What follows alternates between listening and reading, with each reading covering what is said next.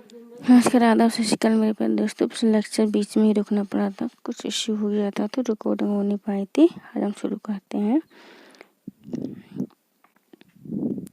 कौन सी संघीय स्वरूप की कन्वर विशेषता है?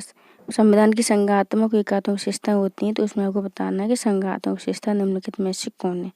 न्यायपालिका की स्वतंत्रता, राज्यसभा में राष्ट्रपति के द्वारा कुछ सदस्यों का नामांकन, केंद्रीय मंत्रिमंडल में क्षेत्रीय दलों के निर्वाचित प्रतिनिधि, मौलिक अधिकारों को न्यायालय द्वारा संरक्षण। इन ऑप्शन में से आप 5 जोड़ी तब तक मैं एक्सप्लेन करती हूँ ना।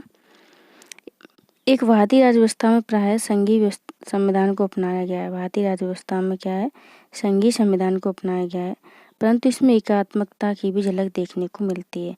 संघीय विशेषताएं: लिखित संविधान, संविधान की सर्वोच्चता, संविधान संशोधन की कठोर प्रक्रिया, स्वतंत्र निष्पक्ष न्यायपालिका, स्वतंत्र और निष्पक्ष न्यायपालिका, केंद्र और राज्यों का स्पष्ट विभाजन। यानी जो एकीकृत न्यायपालिका है, स्वतंत्र निष्पक्ष न्यायपालिका, वो संघीय व्यवस्था की आपकी विशेषता है। स्वतंत्र एवं निष्पक्ष न्यायपालिका के बारे में हम देखते हैं।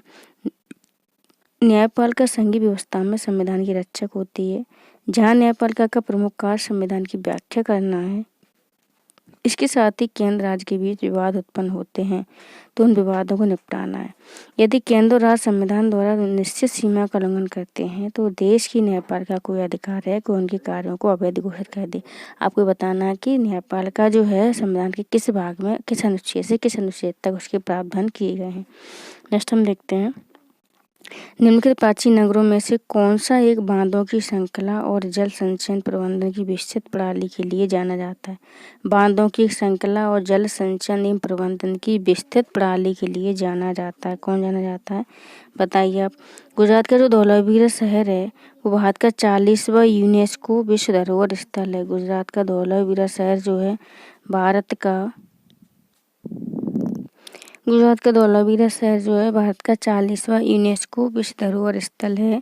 धौलावीरा भारत में सिंधु घाटी सभ्यता की पहली साइट है जो इस सूची में शामिल हुई है।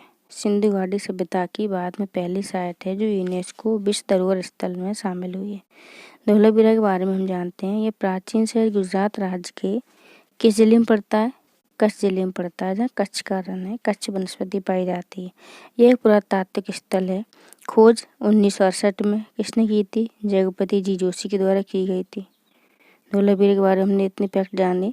यह पाकिस्तान के मोहनजोदड़ो, गनेरीवाला तथा हड़प्पा और भारत के हरियाणा में राखीगढ़ी के बाद सिंधु घाटी सभ्यता का 5वां सबसे बड़ा महानगर है।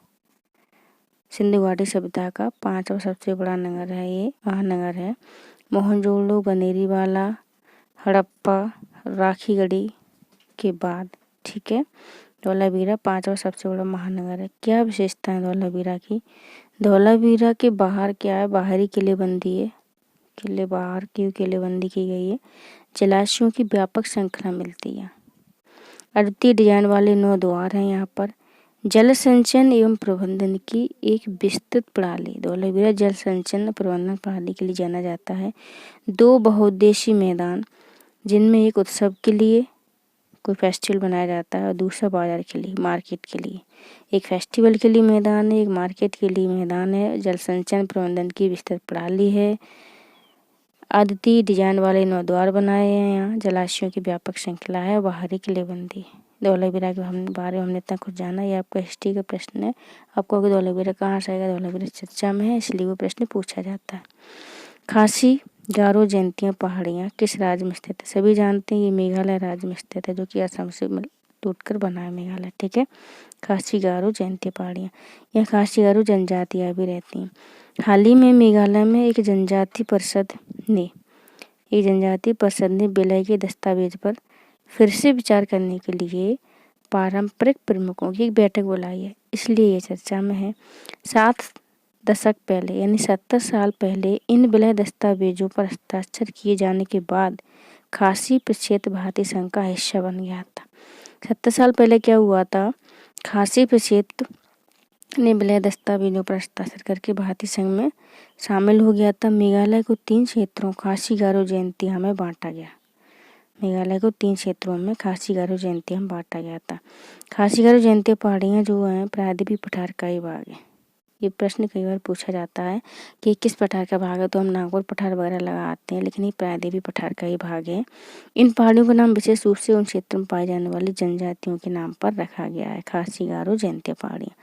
निम्नलिखित में से कौन वी आर डिस्प्लेस्ड पुस्तक की लेखिका है? We are displaced most important. इसकी लेखिका कौन है, ये आपको बताना है। हाल ही में क्या हुआ है, यूएन द्वारा दुनिया भर में महिलाओं और बच्चों के अधिकारों का सम्मान करने के लिए 12 जुलाई को मलाला दिवस मनाया गया। मलाला पाकिस्तानी कार्यकर्ता थी। उनके जन्मदिन पर 12 जुलाई को मलाला दिवस मनाया जाता है। 2012 में लड़कियों की शिक्षा की वकालत करने के बाद तालिबानी बंदूकधारियों ने मलाला को सिर में गोली मार दी थी। हमले के बावजूद लड़कियों के अधिकारों के लिए अपनी वकालत उन्होंने जारी रखी और उन्होंने एक पुस्तक लिखी थी, वी आर डिस्प्लेस्ड। मलाला 17 साल की उम्र में 2014 में नोबेल पुरस्कार पाने वाली सबसे कम उम्र की नोबेल प्राप्तकर्ता बने। इनको हमारे भारत के कैलाश सत्यार्थी के साथ में शांति का नोबेल मिला था। मलाला एक एनजीओ मलाला फंड की स्थापना की इन्होंने, जो महिला शिक्षा को समर्पित है। मलाला फंड जो है एक एनजीओ है, गैर सरकारी संगठन है जो महिला शिक्षा को समर्पित है। इन्होंने वी आर डिस्प्लेस्ड पुस्तक का लेखन किया है। आई एम मलाला पुस्तक का सह लेखन किया है। आई एम मलाला पुस्तक 2 लोगों ने लिखी है, एक मलाला जी ने, एक अन्य कोई लेखक हैं, और वी आर डिस्प्लेस्ड मलाला जी ने लिखी है। ओके, नेक्स्ट हम देखते हैं प्रसिद्ध पेंटिंग बनी ठनी किसकी है? बनी ठनी पेंटिंग किसकी? ये कला संस्कृति से संबंधित हमारा प्रश्न है। तो बनी ठनी पेंटिंग काफ़ी प्रसिद्ध है, किशनगढ़ स्कूल से रिलेटेड है। देखते हैं इसके बारे में। प्रसिद्ध पेंटिंग बनी ठनी का संबंध चित्रकला के किशनगढ़ स्कूल से है। Most important. किशनगढ़ स्कूल के बारे में जानते हैं। राजा सावंत सिंह जो 1748-57 ईस्वी तक रहे, उनके संरक्षण में किशनगढ़ शैली का क्या किया गया था? विकास किया गया था। इस शैली से राजा सावंत सिंह की प्रेम का बनी ठनी का चित्र अत्यधिक प्रसिद्ध रहा। बनी ठनी राजा सावंत सिंह की प्रेमिका थी, तो उनका चित्र बनाया गया था, तभी से फेमस है। इसको भारतीय मोनालिसा कहा जाता है। बनी ठनी को भारतीय मोनालिसा कहा जाता है। यह किशनगढ़ स्कूल की प्रसिद्ध पेंटिंग है। चित्रकार थे इसके निहाल चंद, है ना। अभी जो निहाल चंद हैं वो बनी ठनी चित्रकला से ही रिलेटेड हैं, इसी शैली से संबंधित हैं। इस शैली में नारी आकृतियों के क्या है? लंबे चेहरे, ढलवा ललाट, तीखी नाक, लंबी गर्दन, पतली बाहें, कानों के पास झूलती हुई बालों की लट बनाई जाती हैं। कुछ चित्रों छोड़कर समस्त चित्र राधा कृष्ण से बनाए जाते हैं। ये बनी ठनी शैली की विशेषता है। इसको भारतीय मोनालिसा भी बोल देते हैं। नेक्स्ट हम देखते हैं किस मूर्ति शिलालेख में अशोक के चित्र के साथ रान्यू अशोक, राजा अशोक का उल्लेख है? ऐसी कौन सी मूर्ति कला है जिसमें अशोक के चित्र के साथ राजा अशोक के नाम का उल्लेख है? कंगनहली, सांची, सावरगढ़ी, सोगोरा। देखते हैं कौन सी चित्रकला है। आप तब तक आंसर दीजिए। हाल ही में भारतीय पुरातत्व सर्वेक्षण आर्कियोलॉजिकल सर्वे ऑफ इंडिया ने कर्नाटक के कंगनहली में भीमा नदी के तट पर प्राचीन बौद्ध स्थल का संरक्षण और पुनर्निर्माण करने की बात कही है। कंगनहली महास्तूप जो हैं ये अधोलोक महाचैत्य के रूप में संदर्भित हैं। अपने समय के सबसे बड़े स्तूपों में से एक माने जाते हैं। हिस्ट्री का प्रश्न है आपका। इस स्तूप के शिलालेख को मौर्य सम्राट की एक मात्र जीवित छवि माना जाता है। जो कंगनहली शिलालेख है उसको मौर्य सम्राट की एकमात्र जीवित छवि माना जाता है, जिस पर ब्राह्मी में रान्यू अशोक लिखा हुआ है। पूछ लेंगे रान्यू अशोक किस लिपि में लिखा हुआ है, तो रान्यू अशोक लिखा है आपकी ब्राह्मी लिपि में। ब्राह्मी लिपि जिससे देवनागरी लिपि का विकास हुआ है, उसमें रान्यू अशोक कहाँ लिखा है? कंगनहली शिलालेख पर। यहाँ बना सम्राट अशोक का भित्ति चित्र उनकी रानियों और महिला परिचारकों से घिरा हुआ है। माना जाता है कि भूकंप में यह नष्ट हो गया था। मौर्य सम्राट की मात्र जीवित छवि कंगनहली महास्तूप ब्राह्मी में रान्यू अशोक इस पर लिखा हुआ है। नेक्स्ट हम देखते हैं हाल ही में किस भारतीय को इंटरनेशनल मॉनेटरी फंड की द बाल ऑफ फॉर्मर चीफ इकोनॉमिक के रूप में शामिल किया गया? तो गीता गोपीनाथ जी को शामिल किया गया है। हाल ही में गीता गोपीनाथ को अंतर्राष्ट्रीय मुद्रा कोष इंटरनेशनल मॉनेटरी फंड के द बाल ऑफ फॉर्मर चीफ इकोनॉमिस्ट्स में शामिल किया गया है। यह सम्मान पाने वाली पहली महिला और रघुराम राजन के बाद दूसरी भारतीय। पहली महिला और दूसरी भारतीय। पहले रघुराम राजन थे, फर्स्ट भारतीय। अंतर्राष्ट्रीय मुद्रा कोष के बारे में जानते हैं। इंटरनेशनल मॉनेटरी फंड गठन हुआ था 1944 में ब्रेटन वुड्स सम्मेलन। ब्रेटन वुड्स सम्मेलन में IMF, वर्ल्ड बैंक दोनों गठन हुआ था। इनको ब्रेटन वुड्स जुड़वा कहा जाता है।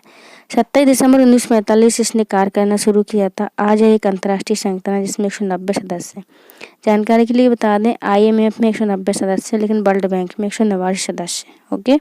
संयुक्त राष्ट्र की विशेष एजेंसी है जिसका जो हेडक्वार्टर है वो वॉशिंगटन DC अमेरिका में है। तो वर्ल्ड बैंक में 189 सदस्य हैं, IMF में कितने हैं? 190 सदस्य हैं। इसका कार्य क्या है? दुनिया को वैश्विक मौद्रिक सहयोग में सुधार बढ़ावा देना, विनिमय स्थिरता दर को समाप्त या कम करके वित्तीय स्थिरता को सुरक्षित करना, आर्थिक सहायता, सतत आर्थिक विकास के माध्यम से उच्च रोजगार को बढ़ावा देना, दुनिया भर में गरीबी को कम करने के लिए प्रयास करना, ये IMF के उद्देश्य हैं। हाल ही में सिंगलीला नेशनल पार्क चर्चा में रहा है। ये किस राज्य में स्थित है? सिंगलीला नेशनल पार्क, बताइए किस राज्य में स्थित है? हाल ही में सिंगलीला नेशनल पार्क में लुप्तप्राय लाल पांडा को फिर से जंगली बनाने के लिए एक कार्यक्रम शुरू किया गया। लाल पांडा जो लगभग लुप्त हो गया है उसको जंगली बनाने के लिए कार्यक्रम शुरू किया गया है। तो सिंगलीला नेशनल पार्क राष्ट्रीय उद्यान जो है पश्चिम बंगाल राज्य में स्थित है। दार्जिलिंग में लगभग 7000 फीट की ऊंचाई पर स्थित अपने खूबसूरत सैंडे कपूर ट्रैकिंग मार्ग के लिए जाना जाता है। सिंगलीला नेशनल पार्क दार्जिलिंग पहाड़ियों में 7000 मीटर की ऊंचाई पर स्थित है। यह अपने खूबसूरत सैंडे कपूर ट्रैकिंग मार्ग के लिए जाना जाता है। रोडोड्रैगन छिपकली जो पाई जाती है, रोडोड्रैगन बनों, अल्पाइन घाटी, लाल पांडा, एशियाई काले भालू, इनके लिए ये जाना जाता है सिंगलीला नेशनल पार्क। रोडोड्रैगन, डेंडोन वन, अल्पाइन घाटी, लाल पांडा, एशियाई काले भालू के लिए यह जाना जाता है। लाल पांडा की स्थिति जानते हैं IUCN में क्या है? इंटरनेशनल यूनियन और कंजर्वेशन ऑफ नेचर की सूची में लुप्तप्राय प्रजाति है। यह विलुप्त हो चुका है, एक्सटिंक्ट है ना। भारतीय वन्यजीव संरक्षण अधिनियम 1972 की अनुसूची 1 के अंतर्गत आता है। लाल पांडा शर्मीला एकांत वृक्षी जानवर, पेड़ों पर रहता है। ये एक पारिस्थितिक परिवर्तन के लिए एक संकेतक माने जाते हैं, इंडिकेट माने जाते हैं अगर इकोसिस्टम में कोई परिवर्तन होता है। अगर लाल पांडा गायब हो रहा है तो कहीं ना कहीं निगेटिव इफेक्ट पड़ रहा है हमारे इकोसिस्टम पर। लाल पांडा का जीवित रहना पूर्वी और उत्तर पूर्वी हिमालय, ईस्ट और नॉर्थ ईस्ट हिमालयी सबला पाइन, शंकु वृक्ष वनों, पूर्वी हिमालयी चौड़ी पत्ती वाले जंगलों के लिए महत्वपूर्ण है। ठीक है। विश्व का दूसरा सबसे बड़ा तंबाकू उत्पादक देश कौन सा है? ये हमको बताना है। विश्व का दूसरा सबसे बड़ा तंबाकू उत्पादक देश कौन सा है ये बताना है यहाँ पर। हाल ही में आंध्र प्रदेश सरकार ने देश में पहली बार अमेरिका को तंबाकू निर्यात किया। पहली बार निर्यात किया गया, एक्सपोर्ट किया तंबाकू का। किसने? आंध्र प्रदेश ने। भारत चीन के बाद तंबाकू का दूसरा सबसे बड़ा उत्पादक, पहला चीन फिर भारत। ठीक है। और भारत में आंध्र प्रदेश ने तंबाकू का एक्सपोर्ट किया है अमेरिका को। ब्राजील के बाद दूसरा सबसे बड़ा निर्यातक भी भारत ही है। तंबाकू उत्पादन में चीन फर्स्ट है, भारत सेकेंड है। तंबाकू निर्यात में ब्राजील फर्स्ट है, भारत सेकेंड है। तंबाकू के बारे में पढ़ते हैं, कैसी फसल है ये आयत उष्णकटिबंधीय फसल है। तंबाकू कैसी फसल है? आयत उष्णकटिबंधीय फसल है। इसको 100 से 120 दिनों की ठंड मुक्त जलवायु चाहिए, मतलब ठंड नहीं पड़नी चाहिए, मध्यम वर्षा होनी चाहिए, उच्च पोटाश और लौह सामग्री वाली कैसी मिट्टी चाहिए इसको? क्ले, दोमट मिट्टी चाहिए। 100 से 120 दिनों की ठंड मुक्त जलवायु, मध्यम वर्षा, उच्च पोटाश, लौह सामग्री वाली दोमट मिट्टी। यह तेज गति वाली हवाओं, तूफानों को बर्दाश्त नहीं कर सकता। गुजरात, आंध्र प्रदेश और तमिलनाडु भारत के सबसे बड़े तंबाकू उत्पादक राज्य हैं। ठीक है। नेक्स्ट हम देखते हैं, इसमें से आपको बताना है कि कौन सम्मिलित नहीं है। एटिको कुपक्का बोमलू आंध्र प्रदेश, चंदपटना खिलौने कर्नाटक, चनकना पंजाब, कोंडापल्ली खिलौने राजस्थान। बताइए कौन सा सम्मिलित नहीं है? क्वेश्चन पढ़िए जरा, कौन सा सम्मिलित नहीं है। देखते हैं हम। हालिया सरकारी आंकड़ों के अनुसार देश में खिलौने के आयात में क्या हुआ? 70% कमी आई है। विभिन्न राज्यों में निम्न प्रकार के खिलौने मिलते हैं। एटिकोपक्का बोमलू खिलौने जो आंध्र प्रदेश को 2017 में इसके लिए GI टैग मिला था। कोंडापल्ली खिलौने के लिए आंध्र प्रदेश के कृष्णा जिले के कोंडापल्ली में बनाए जाते हैं। अतः यह सम्मिलित नहीं है। ठीक है। तो एटिकोपप्पा बोमलू कोंडापल्ली खिलौने ये आंध्र प्रदेश के हैं। और चन्नापटना खिलौने कर्नाटक के हैं। लकड़ी प्राकृतिक वनस्पति से बनाए जाते हैं। चनकना खिलौने पंजाब राज्य से संबंधित है। लॉलीपॉप के आकार का सीटी वाला खिलौना होता है जिस पर घुंघरू होते हैं। तो एटिकोपक्का बोम्बलू खिलौनों के लिए आंध्र प्रदेश को 2017 में जीआई टैग मिला था। कोंडापल्ली खिलौने आंध्र प्रदेश के कृष्णा जिले में बनाए जाते हैं। चन्नापटना खिलौने कर्नाटक में लकड़ी और प्राकृतिक वनस्पति से। चनकना खिलौने पंजाब में लॉलीपॉप के आकार के सीटी वाला ही खिलौना होता है। ओके, नेक्स्ट हम देखते हैं बीआरओ किस मंत्रालय के अधीन है? बॉर्डर रोड ऑर्गेनाइजेशन, सीमा सड़क संगठन। इसका सीमा पर जितनी भी सड़क का निर्माण होता है बीआरओ के द्वारा किया जाता है। तो आपको बताना है कि किस मंत्रालय का आता है। प्रश्नों में अब डीपली यही पूछा जाने लगा कोई भी संगठन है तो किस मंत्रालय के तहत काम करता है। तो इस बात को आपको बड़ी ही ध्यान से सुनना है कि कौन सा किस मंत्रालय के अधीन काम कर रहा है। तो हाल ही में जो हमारा रक्षा मंत्रालय है उसने सीमावर्ती इलाकों में बीआरओ कैफे को मंजूरी दी है। बीआरओ कैफे के तहत क्या किया जाएगा? Parking, food plaza, resting house, विश्राम कक्ष, प्राथमिक चिकित्सा जैसी सुविधाएं शामिल है। बीआरओ के बारे में जानते हैं। 7 मई 1960 को इसकी स्थापना हुई थी। रक्षा मंत्रालय के अंतर्गत आता है। भारत की सीमा क्षेत्रों में सड़कों के निर्माण रख रखाव का इसका कार्य है। 1960 में स्थापना हुई थी। रक्षा मंत्रालय के तहत आता है बीआरओ। ठीक है, बीआरओ रक्षा मंत्रालय के तहत आता है। भूटान, म्यांमार, अफगान ये जो हमारे पड़ोसी देश हैं, सीमावर्ती देश हैं, उनके सड़कों का निर्माण करता है। उन मित्र देशों में भी सड़कों का निर्माण करता है और भारत की सीमा पर भी सड़क का निर्माण करता है। इसरो की IS-4OM प्रणाली क्या है?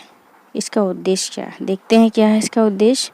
हाल ही में इसरो ने अंतरिक्ष मलबे को ट्रैक करने और संपत्ति सुरक्षा के लिए IS-4OM सुविधा शुरू की है। इसका फुल फॉर्म क्या है? The ISRO system for safe and sustainable space operations and management, सुरक्षित सतत अंतरिक्ष संचालन प्रबंधन के लिए इसरो प्रणाली।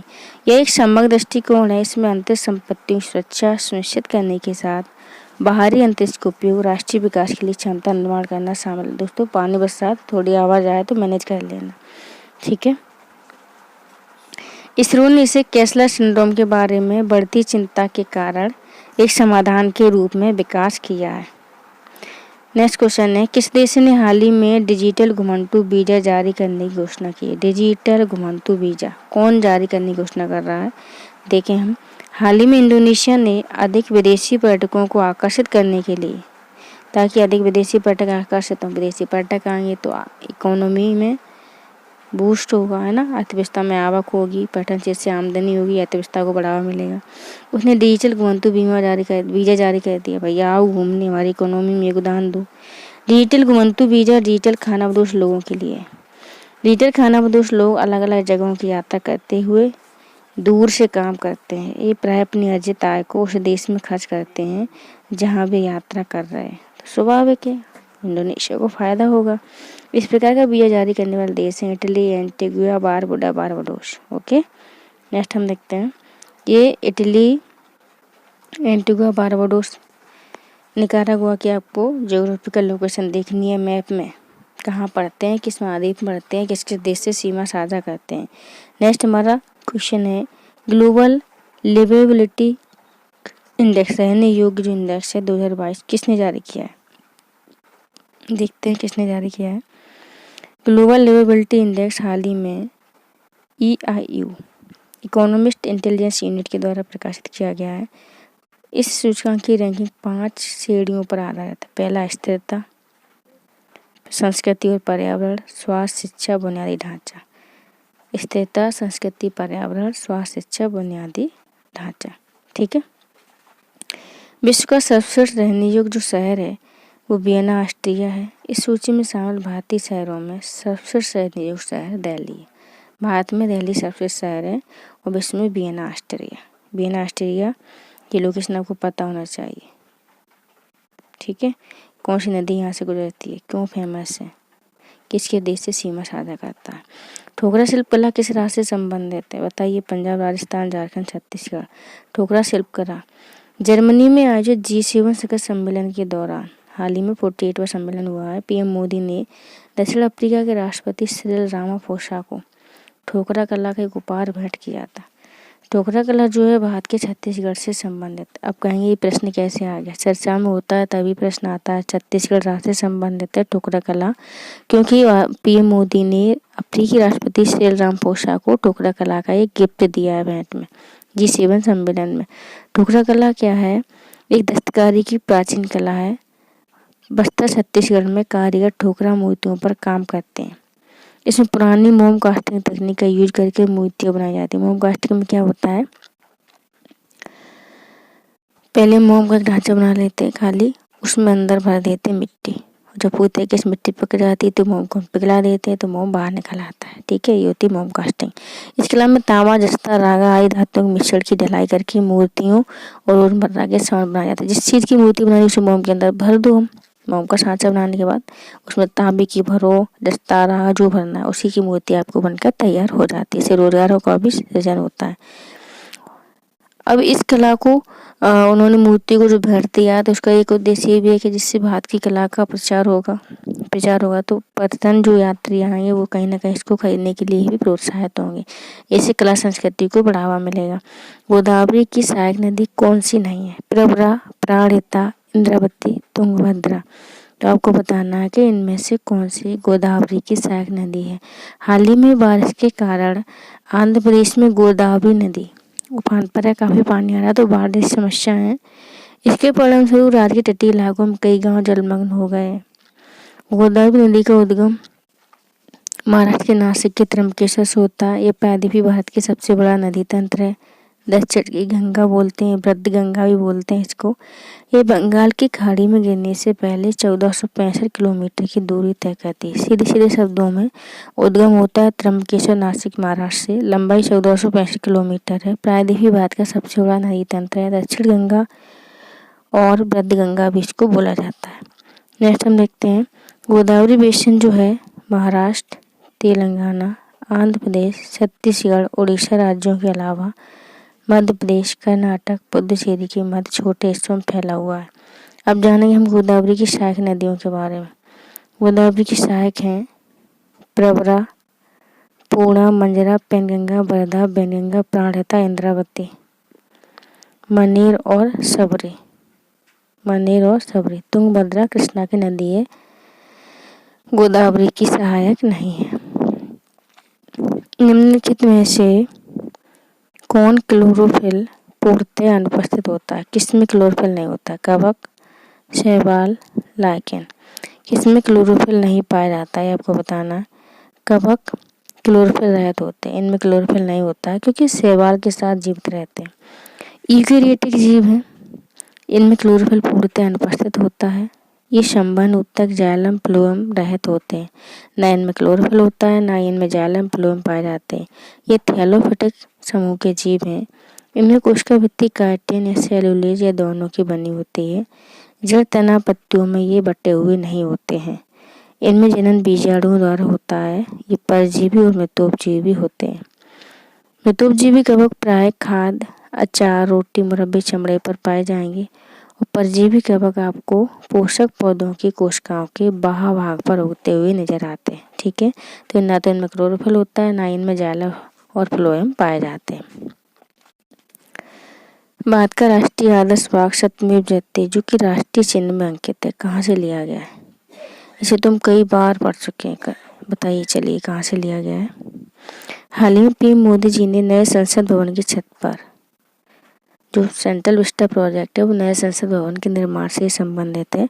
तो उस भवन की छत पर हाल ही में कांस्य प्रतिमा का अनावरण किया है माननीय पीएम जी ने। अशोक स्तंभ 26 जनवरी 1950 को भारत का राष्ट्रीय चिन्ह चुना गया था। इसे वाराणसी के पास सम्राट अशोक कालीन सारनाथ स्तंभ से लिया गया। इस स्तंभ के 4 शेर हैं, केवल 3 शेर सामने से क्या है हमको दिखाई देते हैं, चौथा दिखाई नहीं देता है। इस स्तंभ के मध्य में एक चक्र है, दाईं ओर सांड और बाईं ओर घोड़ा है। राष्ट्रीय प्रतीक में अशोक स्तंभ के नीचे सत्यमेव जयते लिखा रहता है। इसे मुंडकोपनिषद से लिया गया है। चक्र में कितनी तीलियां हैं एक आपको बताना है। अशोक का जो स्तंभ था उसमें 33 तीलियां थी, लेकिन हमारे झंडे में 24 तीलियों को रखा गया। ठीक है, किस राज्य में नल सरोवर पक्षी अभ्यारण्य स्थित है? नल सरोवर पक्षी अभ्यारण्य किस में स्थित है? कुछ लोगों का तो आंसर आ भी गया होगा। हाल ही में 3 भारतीय स्कीमर्स को प्रसिद्ध आर्द्र भूमि वेटलैंड नल सरोवर पश्चिमी अभयारण्य में देखा गया है। नल सरोवर पश्चिमी अभयारण्य झील दलदल से मिलकर मुख्य रूप से 120 वर्ग किलोमीटर फैला है। गुजरात राज्य में सबसे बड़ा वेटलैंड पश्चिमी अभयारण्य है। ये गुजरात में सबसे बड़ा वेटलैंड पश्चिमी अभयारण्य है नल सरोवर पश्चिमी अभयारण्य। इसे मुख्य रूप से सर्दियों बसंत ऋतु में प्रवासी पक्षियों द्वारा निवास किया जाता है। इसे रामसर वेटलैंड का दर्जा प्राप्त है। जानते हैं इंडियन स्कीमर्स कौन से पक्षी होते हैं? ये IUCN की सूची में इंडेंजर्ड है, लुप्तप्राय। IUCN की सूची में कैसे हैं? लुप्तप्राय प्रजाति है। इस प्रजाति को मध्य भारत में चंबल नदी के पास, उड़ीसा के कुछ हिस्सों में, आंध्र प्रदेश में देखा जाता है। चंबल नदी के पास, उड़ीसा के कुछ हिस्सों में, आंध्र प्रदेश में देखा जाता है। ज्योग्राफी, एनवायरनमेंट, इकोलॉजी सभी प्रश्न इसमें समाहित है। ठीक है, नेक्स्ट हम देखते हैं। कौन मुद्रास्फीति को नियंत्रित कर कीमत स्थिरता बनाए रखने के लिए उत्तरदायी है? कीमत स्थिरता बनाए रखने के लिए कौन उत्तरदायी, बताइए कौन उत्तरदायी है इनमें? हाल ही में RBI ने कहा है कि अंतर्राष्ट्रीय व्यापार को रुपये में सेटलमेंट को लेकर सिस्टम बना रहा है, क्योंकि डॉलर की बढ़ती कीमतें और रुपये का उसकी तुलना में गिरना कहीं न कहीं भारतीय अर्थव्यवस्था के लिए चिंताजनक है। तो RBI ने निर्णय लिया है कि वो अंतर्राष्ट्रीय व्यापार को रुपये में करेगा। यह कदम डॉलर पर निर्भरता को कम करेगा, कीमत स्थिरता बनाए रखने में सहायक होगा। मौद्रिक नीति का उद्देश्य होता है विकास के लक्ष्यों को ध्यान में रखते हुए जो मूल्य स्थिरता उसको बनाए रखना। सतत समृद्धि के लिए मूल्य स्थिरता का बना रहना आवश्यक पूर्व शर्त है। RBI अधिनियम 1934 के तहत RBI मौद्रिक नीति के संचालन की जिम्मेदारी निभा रहा है। ठीक है, RBI के अधिनियम 1934 के अनुसार 1 अप्रैल 1935 को RBI की स्थापना हुई थी। 1949 में इसका राष्ट्रीयकरण कर दिया गया था। मतलब सरकारी एजेंसी इसको बना दिया गया। इसका कार्य क्या है? और मौद्रिक नीति तैयार करना, उसका कार्यान्वयन निगरानी करना, वित्तीय प्रणाली का विनियामक को पर्यवेक्षक करना, विदेशी मुद्रा प्रबंधक के रूप में यह करेंसी जारी करता है और उसको रेगुलेशन करता है। केंद्र राज्यों के लिए बैंकर की भूमिका अदा करता है, बैंकों के लिए बैंकर की भूमिका अदा करता है। ये RBI के सारे कार्य हैं। अक्सर समाचारों में सुनाई देने वाला लिवेंट मोटे तौर पर क्या है? लिवेंट जो शब्द है समाचारों हम सुनते हैं, इसका संबंध किससे है? पूर्व भूमध्यसागरीय तट के पास का क्षेत्र है क्या? उत्तर अफ्रीकी तट के पास का, मिस्र के मोरक्को तक फैला क्षेत्र, फारस की खाड़ी और हॉर्न ऑफ अफ्रीका के पास का क्षेत्र, भूमध्य सागर का संपूर्ण तटवर्ती क्षेत्र। कौन सा क्षेत्र है? लिवेंट क्यों चर्चा में है, देखते हैं। लिवेंट भूमध्य सागर का पूर्वी तट है। भूमध्य सागर का, ये भूमध्य सागर फैला हुआ है, तो इसका जो पूर्वी हिस्सा है वो लिवेंट है। लगभग 800 किलोमीटर लंबा और लगभग 150 किलोमीटर चौड़ा है। पश्चिम में भूमध्य सागर और पूर्व में अरब और सीरिया रेगिस्तान के बीच फैला हुआ है। उत्तर में ओरोंटस नदी के मुहाने से लेकर दक्षिण में इस्तमस और सुएज तक फैला है लिवेंट, पूर्वी हिस्सा है भूमध्य सागर का। तो आपको बताना है भूमध्य सागर से कितने देशों की सीमा लगते हैं। यूरोप और अफ्रीका कितने देश जो है भूमध्य सागर से सीमा साझा करते हैं। नेक्स्ट हम देखते हैं, जेम्स वेब टेलीस्कोप किस अंतरिक्ष एजेंसी का मिशन है? ये नासा का मिशन है। ठीक है, नासा का विवरण बताइए जल्दी से। हाल ही में दुनिया के सबसे बड़े व शक्तिशाली अंतरिक्ष दूरबीन जेम्स वेब टेलीस्कोप द्वारा ब्रह्मांड की पहली तस्वीर जारी की गई है। जेम्स वेब टेलीस्कोप जो है नासा, यूरोपीय space agency, Canada space agency का मिला जुला अंतर्राष्ट्रीय मिशन है। अब तक का सबसे शक्तिशाली अंतरिक्ष इंफ्रारेड टेलीस्कोप है, जिसने हब्बल टेलीस्कोप को प्रतिस्थापित किया। पहले हब्बल सबसे बड़ा था, अब जेम्स वेब हो गया है। इसको NASA, European space agency, Canada space agency ने मिलकर बनाया है। यह टेलीस्कोप बाह्य ग्रहों के एक विस्तृत विविधतापूर्ण वायुमंडल का क्या करेगा? अध्ययन करेगा। हाल ही इसने बहुत क्लीन पिक भेजी है ब्रह्मांड की। ब्रह्मांड में सबसे दूर की घटना और वस्तुओं को देखने सहित खगोल विज्ञान और ब्रह्मांड विज्ञान के क्षेत्रों में व्यापक खोज को ये आसान बनाया। जितने इन्वेंशन जो अंतरिक्ष से रिलेटेड जितने भी प्रश्न हैं और जीरोफिकल प्रश्न, ब्रह्मांड, आकाशगंगाएं, वायुमंडल, ये सारे प्रश्न इसमें आपके समाहित हो रहे हैं। नेक्स्ट हम देखते हैं, न्यायपालिका को कार्यपालिका से अलग करने की व्यवस्था किसमें निहित है? न्यायपालिका और कार्यपालिका का पृथक्करण याद आया किस अनुच्छेद में स्थित है? देखते हैं याद आया कि नहीं आपको। भारतीय संविधान के भाग 4 में अनुच्छेद 36 से 51 तक डीपीएसपी का वर्णन है। Director principle of state policy.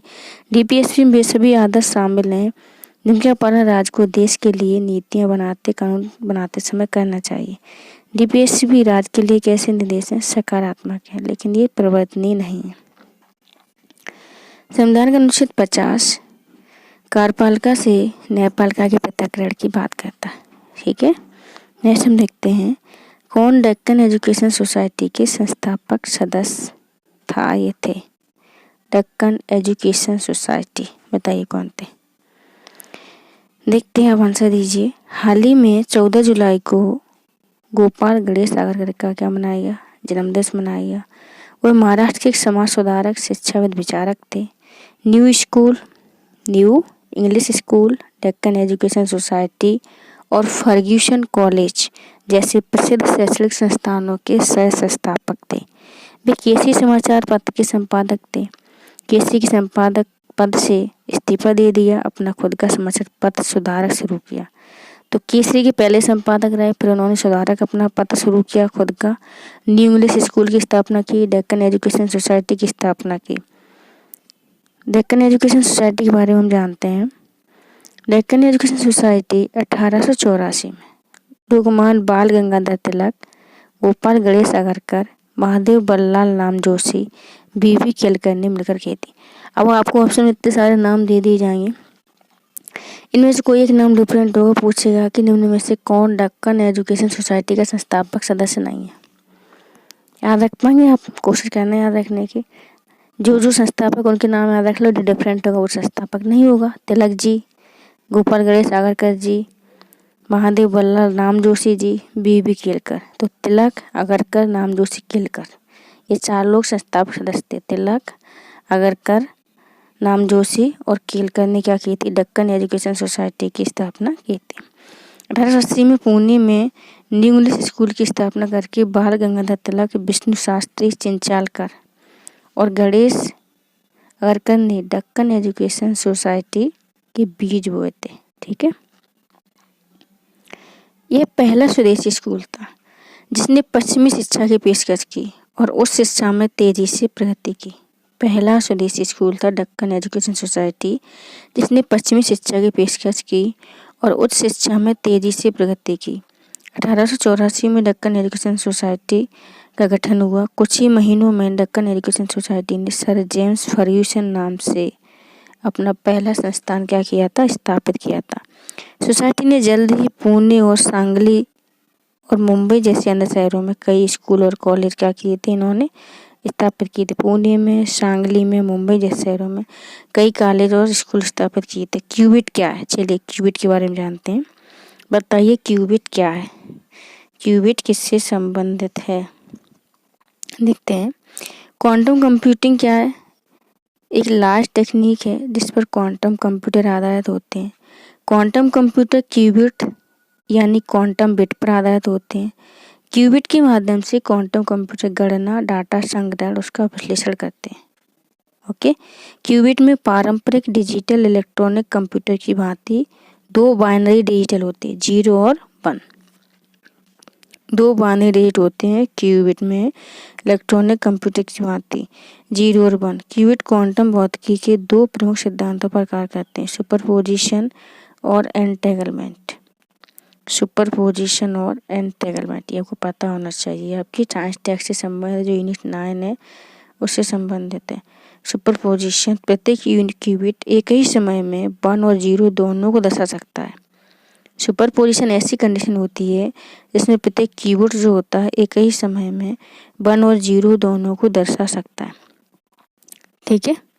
एंटेगलमेंट कौन सी कंडीशन होती है? इस अवस्था में एक दूसरे के साथ सहसंबंध हो सकते हैं, यानी एक स्थिति चाहे वह 1 हो या 0 दूसरे की स्थिति पर निर्भर कर सकती है एंटेगलमेंट में। ठीक है, नेक्स्ट देखेंगे हम। कौन सी समिति श्रम सुधारों से संबंधित है? बताइए श्रम सुधारों से किस समिति का संबंध है? जल्दी बताइए जल्दी से। केंद्र सरकार वर्ष 2020 में प्रस्तुत की गई 4 श्रम संहिता को लागू करने पर जोर दे रही है। 2020 में 4 श्रम संहिताएं जो बजट को जारी किए गए थे उनको लागू करने पर केंद्र सरकार जोर दे रही है। इन संहिताओं में शामिल है वेतन संहिता अधिनियम 2019, औद्योगिक संबंध संहिता विधेयक 2020, सामाजिक सुरक्षा संहिता विधेयक 2020, व्यावसायिक सुरक्षा स्वस्थ काम करने की स्थिति संहिता विधेयक 2020। 4 संहिताएं इनको लागू करने का केंद्र सरकार का भी प्लान है। श्रम और रोजगार मंत्रालय ने राष्ट्रीय न्यूनतम मजदूरी तय करने के संबंध में समीक्षा करने उसकी पद्धति सुधारने के लिए डॉक्टर अनूप सतपथी समिति की अध्यक्षता की है श्रम सुधारों के लिए। ठीक है। ओबीसी के उपवर्गीकरण के लिए जी रोड़ी समिति, कल हमने आपको बताया था कि कस्तूरी रंगन नई शिक्षा नीति का मसौदा तैयार करने के लिए समिति थी। और आरबीआई ने एमएसएमई को समय से कर्ज से मुक्त कर्ज सुविधा उनकी वित्तीय मजबूती के संदर्भ में दीर्घकालिक उपाय सुझाने के लिए यूके सिन्हा समिति की गठन किया था। तो यूके सिन्हा समिति किससे संबंधित है?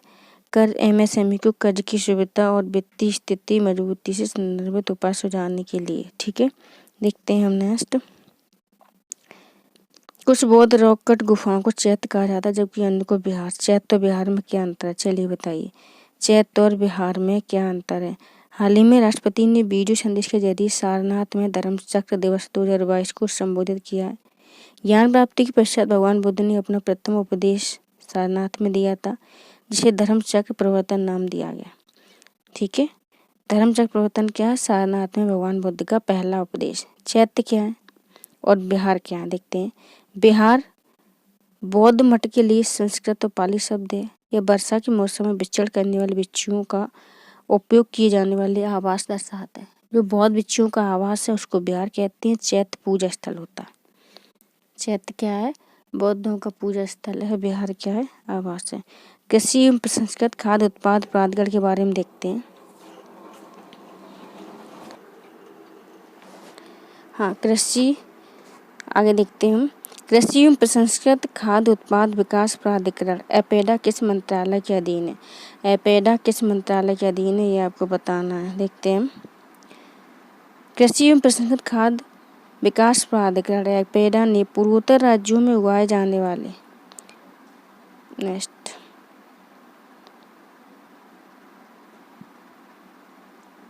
एपेडा ने क्या किया है? पूर्वोत्तर राज्य में उगाए जाने वाले निर्यात को बढ़ावा देने के लिए एक रणनीति तैयार की है। नॉर्थ ईस्ट में जो कृषि उत्पाद उगाए जाएंगे, बागवानी उत्पाद उगाए जाएंगे, उनके एक्सपोर्ट को बढ़ावा देने के लिए एक रणनीति बनाई है एपेडा ने। इसके तहत निर्मित प्लेटफॉर्म असम के उत्पादों, प्रोसेसरों और देश के अन्य हिस्सों में निर्यात को जोड़ेगा। असम सहित पूर्वोत्तर क्षेत्र के राज्यों को निर्यात पॉकेट के आधार को विस्तार करेगा। एपेडा की स्थापना कृषि और प्रसंस्कृत खाद्य उत्पाद निर्यात विकास प्राधिकरण 1985 अधिनियम के तहत की गई थी। यानी एक सामरिक निकाय है। एपेडा कैसा है? सामरिक निकाय है। ये पॉलिटी का आपका प्रश्न हो गया। यह कॉमर्स एंड इंडस्ट्री मिनिस्ट्री के तहत आता है। ठीक है, वाणिज्य उद्योग मंत्रालय के तहत कार्य करता है एपेडा आपका। इसका मुख्यालय जो है नई दिल्ली में। इसका मुख्यालय क्या है? नई दिल्ली में है। एपेडा क्या है? एपेडा का मुख्यालय नई दिल्ली में है। एपेडा का कार्य क्या है? निर्यात उद्देश्य के लिए अनुसूचित उत्पादों के लिए मानक और विनिर्देश तैयार करना। निर्यात उद्देश्यों के लिए मानक और विनिर्देश तैयार करना इसका उद्देश्य है। इसे चीनी के आयात की निगरानी करने की जिम्मेदारी दी गई। निर्यात के लिए अनुसूचित उत्पादों के संबंध में उद्योगों के विकास कार्य को देखता है, वित्तीय सहायता प्रदान कर अन्य रूपों में सर्वेक्षण व्यवहार्यता प्रदान करता है। ठीक है, अन्य इसमें आगे हम देखते हैं। दक्षिण भारत की गंडीकोटा घाटी कैन्यन नदियों में से जो गंडीकोटा घाटी है किस नदी से निर्मित हुई है? दक्षिण भारत की गंडीकोटा घाटी यानी एक प्रकार का ये कैनियन है। जो ज्योग्राफी में जो आकृति बनती है, नदी घाटियाँ, कैनियन, गाज वगैरह, तो कैनियन है एक प्रकार की गंडीकोटा घाटी। ये किस नदी से निर्मित है ये आपको बताना है। गंडीकोटा आंध्र प्रदेश के कडप्पा जिले का एक गांव है जिसे भारत की मृत घाटी के रूप में जाना जाता है। दाहिनी ओर पेन्नार नदी से गंडीकोटा घाटी आंध्र प्रदेश के कडप्पा जिले का एक गांव जिसे भारत की मृत घाटी के रूप में जाना जाता है। दाहिनी ओर पेन्नार नदी से घिरा यह गांव एरामल्ला पहाड़ियों से होकर नदी के द्वारा बनाई गई शानदार घाटियों के लिए प्रसिद्ध है। यानी पेन्नार नदी के आसपास से बनी हुई है और एरामल्ला पहाड़ियों में बनी है। पेन्नार नदी कर्नाटक के चिकबल्लापुर जिले में नंदी पहाड़ियों से निकलती है। पेन्ना नदी का उद्गम कहाँ? नंदी पहाड़ी, चिकबल्लापुर, कर्नाटक।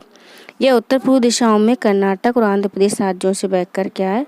बंगाली खाड़ी में हो जाती है विलय। कुल लंबाई 597 किलोमीटर है। सहायक नदियाँ पापाग्नि, चित्रावती और चैयेरू। पापाग्नि, चित्रावती, चैयेरू पेन्नार की सहायक नदियाँ हैं।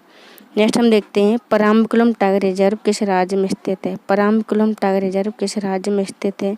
हाल ही में पाया गया पराम्बकुलम टाइगर रिजर्व कन्नीमारा सागौन की ऊंचाई पर अभी भी बढ़ रही है। यह केरल के पलक्कड़ जिले में स्थित है। अन्नामलाई नेल्लीपत्ती पहाड़ियों के बीच में स्थित है। पराम्बकुलम वन्यजीव अभयारण्य को 2010 में पराम्बकुलम टाइगर रिजर्व के रूप में घोषित किया गया था।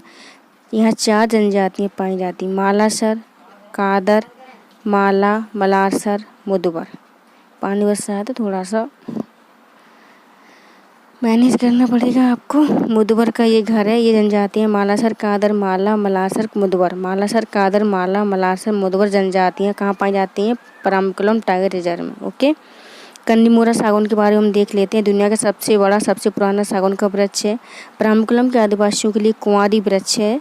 ये कुंवारी वृक्ष है। कन्नीमोरा पेड़ को 1994 में केंद्र सरकार ने महावृक्ष का पुरस्कार दिया था। ये प्रश्न, ये फैक्ट आप देख लेना, मोस्ट इम्पोर्टेंट है।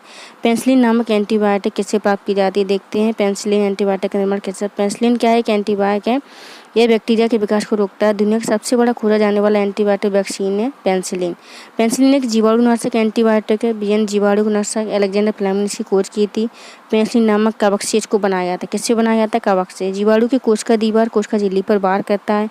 सेकेंड विश्व युद्ध में जो घायल हुए थे अमेरिकी सैनिक, उनको इलाज करने के लिए एंटीबायोटिक का बड़े पैमाने पर इस्तेमाल किया गया था। एंटीबायोटिक कवक और प्रोटोजोआ सहित बैक्टीरिया, फफूंदी, अन्य परजीवियों के हुए संक्रमण को रोकने के लिए क्या होते हैं? ये उपयोगी होते हैं। हाल ही में किस शहर को टाइम पत्रिका की विश्व के 50 महानतम स्थानों की सूची में शामिल किया गया है? नहीं, भारत का कौन सा शहर है? देखते हैं। हाल ही में केंद्रीय गृह मंत्री ने अहमदाबाद को टाइम पत्रिका की विश्व के 50 महानतम स्थानों की सूची में शामिल किया है और देशवासियों को बधाई दी है, शामिल होने पर बधाई दी है। टाइम पत्रिका ने 2022 में विश्व के सर्वश्रेष्ठ स्थानों की सूची में भारत के शहर अहमदाबाद, गुजरात और केरल राज्य को शामिल किया है। इन दोनों स्थानों घूमने फिरने के लिए 50 असाधारण स्थलों के रूप में चुना गया है। अहमदाबाद क्या है? देश का पहला यूनेस्को वर्ल्ड हेरिटेज सिटी है। 15वीं शताब्दी में स्थापना सुल्तान अहमद शाह ने इसकी की थी। साबरमती नदी के तट पर, पूर्वी तट पर की गई थी, है ना। पूछ लें किस तट पर? पूर्वी, पश्चिमी, उत्तर, दक्षिण, तो पूर्वी तट पर।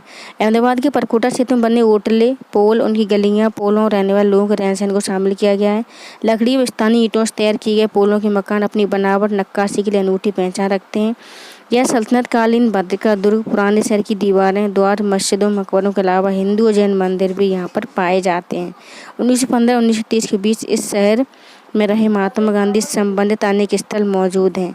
ग्लोबल जेंडर गैप इंडेक्स 2022 का भारत में कौन सा स्थान रहा है? तो 135वां स्थान रहा है भारत।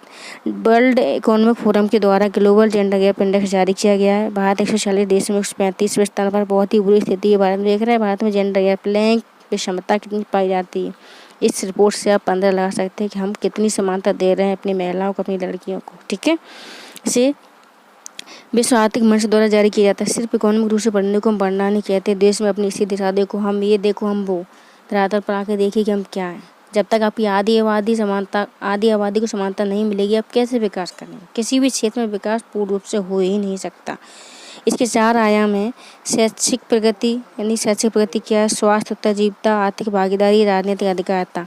2021 में भारत 140वें स्थान पर था 156 देशों में। अब 140 देशों में 135वें पर है। ठीक है, यानी हमें लैंगिक समानता तक पहुंचने में 132 साल लगेंगे, ये कहा गया इस रिपोर्ट में। विश्व आर्थिक मंच यानी वर्ल्ड इकोनॉमिक फोरम अन्य कई सारी रिपोर्ट भी जारी करता है। ऊर्जा संक्रमण रिपोर्ट, वैश्विक प्रतिस्पर्धात्मकता रिपोर्ट, वैश्विक जोखिम रिपोर्ट, वैश्विक यात्रा पैटर्न रिपोर्ट। ये रिपोर्टें पूछी जाती हैं कि इन रिपोर्ट को कौन सा संस्थान जारी करता है, या इनको मैचिंग टाइप जोड़ी मिलाने में आ जाए कॉलम में, तो इनको आपको पता होना चाहिए। स्पार्टली पार्सल द्वीप और स्कार्बोरो शोल द्वीप कहाँ स्थित है? बताइए जल्दी से। हाल ही में अमेरिकी विध्वंसक पोत दक्षिण चीन सागर में विवादित पार्सल द्वीप के पास से रवाना हुआ है। तो पार्सल द्वीप कहाँ? दक्षिण चीन सागर में है। चीन ने इस पर प्रतिक्रिया व्यक्त की थी। स्पार्टली पार्सल द्वीप और स्कार्बोरो शोल द्वीप जो है दक्षिण चीन सागर में स्थित हैं। चीन वर्ष 1958 के घोषणा पत्र में 9 लाइन के आधार पर दक्षिण चीन सागर के द्वीपों पर दावा करता है। दक्षिण सी सागर प्रशांत महासागर के पश्चिमी किनारे सटा हुआ एशिया के दक्षिण पूर्व में स्थित है। इसका पूर्वी तट वियतनाम और कंबोडिया को स्पर्श करता है। इसके पश्चिम में फिलीपींस और दक्षिण चीन सागर के उत्तरी इलाके में इंडोनेशिया की बंका और बेतुंग द्वीप हैं। चीन के दावे से वियतनाम के स्पार्टली और पार्सल द्वीप समूह जो हैं स्पार्टली और पार्सल द्वीप समूह 9 डैश लाइन के अंतर्गत समाहित हो गए हैं, जो चीन और वियतनाम के बीच विवाद का प्रमुख कारण बने हुए हैं। इस प्रकार 9 डैश लाइन के अंतर्गत फिलीपींस का स्कार्बोरो शोल द्वीप भी आता है। ठीक है, नेक्स्ट हम देखते हैं संविधान की 10वीं अनुसूची जिसमें दल बदल का प्रावधान है, किस संशोधन से भारतीय संविधान में जोड़े गए थे? तो 52वें संविधान संशोधन 1985, सबको पता है ये तो। हाल ही में महाराष्ट्र का राजनीतिक संकट की वजह से चर्चा में है। तो 52वें संविधान संशोधन 1985 के माध्यम से संविधान में इसको शामिल किया गया 10वीं अनुसूची के रूप में। यह किसी अन्य राजनीतिक दल में दल बदल के आधार पर निर्वाचित सदस्यों की अयोग्यता के बारे में प्रावधान करता है। 91वें संविधान संशोधन अधिनियम 2003 द्वारा कम से कम 2/3 सदस्य विलय के पक्ष में हों। एक राजनीतिक दल को किसी अन्य दल बदल के आधार पर अयोग्यता संबंधी प्रश्नों पर निर्णय के लिए मामले को सदन के सभापति के अध्यक्ष के पास भेजा जाता है। यानी अयोग्यता का निर्धारण जो है सभापति करेंगे, अध्यक्ष करेंगे, है ना। दल बदल के आधार पर अध्यक्ष द्वारा लिया गया निर्णय जो है न्यायिक समीक्षा के अधीन होता है। ऐसा नहीं है, पहले क्या था, न्याय जो लोकसभा के स्पीकर होते थे, सदन के अध्यक्ष होते थे, उनका निर्णय न्यायिक समीक्षा नहीं हो सकती थी। लेकिन फिर कोतो होलोनन केस में सुप्रीम कोर्ट ने कहा कि जो स्पीकर हैं, जो अध्यक्ष हैं, उनके निर्णय की न्यायिक समीक्षा सुप्रीम कोर्ट कर सकता है। कहीं उन्होंने दुर्भावनापूर्ण निर्णय तो नहीं दिया है किसी पार्टी के पक्ष में आकर। ठीक है, तो कोतो होलोनन केस को आप थोड़ा ध्यान रखिएगा। अयोग्यता प्रावधान क्या है? यदि निर्वाचित सदस्य स्वेच्छा से किसी राजनीतिक दल की सदस्यता छोड़ देता है तो अयोग्य माना जाएगा। यदि वह पूर्व अनुमति प्राप्त किए बिना अपने राजनीतिक दल द्वारा जारी किसी भी निर्देश के विपरीत सदन में मतदान करता है तो अयोग्य माना जाएगा। यदि कोई निर्दलीय निर्वाचित सदस्य किसी राजनीतिक दल में शामिल हो जाता है तो अयोग्य माना जाएगा। और यदि 6 महीने की समाप्ति के बाद कोई मनोनीत सदस्य किसी दल में शामिल होता है तो वह अयोग्य माना जाएगा। तो पहले ये प्रावधान था 10वीं अनुसूची में कि अगर एक तय सदस्य किसी अन्य दल में शामिल हो जाते तो उनको अयोग्य नहीं माना जाता था। लेकिन फिर नागालैंड के जो कोतो होलोनन के साथ वहाँ के व्यक्ति थे कोतो होलोनन, वो सुप्रीम कोर्ट जाते बोलते इस तरीके तो जो अध्यक्ष हो जाएगा वो सुप्रीम पावर हो जाएगा, फिर हमारी न्यायपालिका का तो कोई महत्व नहीं है। तो फिर न्यायपालिका ने कहा ये तो हमारी इमेज की बात हो गई भाई, ऐसा कैसे हो सकता है। न्यायपालिका ने कहा कि नहीं, अध्यक्ष का जो निर्णय है वो सुप्रीम नहीं होगा। सुप्रीम कोर्ट उसकी न्यायिक समीक्षा कर सकती है, कहीं उसने पार्टी के हित में या किसी के दुर्भावनापूर्ण निर्णय तो नहीं दिया है। क्योंकि हो सकता है कि किसी पार्टी से संबंध हो, उसकी विचारधारा किसी अन्य पार्टी से हो, तो उसने उस प्रकार से निर्णय दे दिया। तो इस प्रकार सुप्रीम कोर्ट ने कहा कि जो अयोग्यता के मामले में अध्यक्ष के निर्णय की न्यायिक समीक्षा की जा सकती है। तो कोतो होलोनन केस आपको समझ में आया होगा। तो आज के लिए लेक्चर हम यहीं समाप्त करते हैं। आप स्वस्थ रहें, मस्त रहें, अपनी पढ़ाई को सकारात्मक वे में लेकर चलें। कोई डाउट हो तो कमेंट बॉक्स में पूछना ना भूलें। लेक्चर पसंद आया तो लाइक शेयर करें, सब्सक्राइब करें और फीडबैक देना ना भूलें। गुड लक, गुड बाय, जय हिंद, जय भारत। और कुछ भी अगर थोड़ा सा इश्यू रहा हो वॉइस वगैरह का तो मैनेज कर लीजिएगा, क्योंकि बारिश है और लाइट वगैरह कई सारी प्रॉब्लम्स है। थोड़ा सा शोर, मतलब शोर तो नहीं होगा लेकिन फिर भी थोड़ा सा अगर हो तो प्लीज़ मैनेज कीजिएगा, क्योंकि आप भी कहीं ना कहीं फैमिली से बिलोंग करते हो, हम भी किसी न किसी फैमिली से बिलोंग करते हैं। फैमिली में थोड़ी सी हलचल तो हो ही जाती है। तो मैं माफ़ी चाहूँगी अगर कुछ वॉइस इशू रहा हो। और थैंक यू। आज के लिए यही लेक्चर समाप्त करते हैं। गुड लक, गुड बाय, जय हिंद, जय भारत।